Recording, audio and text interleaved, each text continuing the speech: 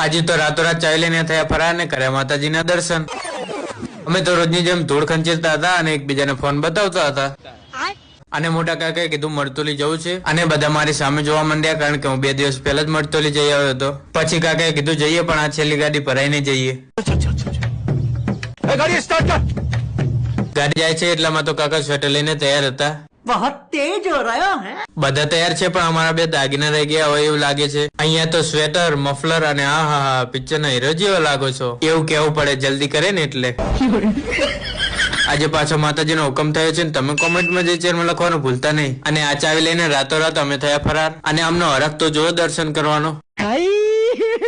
हे भगवान तेरी लीला अपरंपार है। અમે બધા નીકળી ગયા માતાજીના દર્શન કરવાના। અમે ક્યાં ક્યાં દર્શન કર્યા એ બતાવું તમને।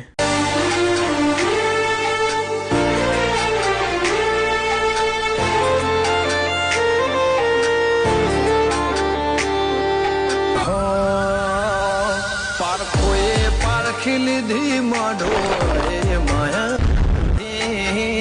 પલોઠી વાળી પેઢીએ ભલી ભલે વાતો બોખી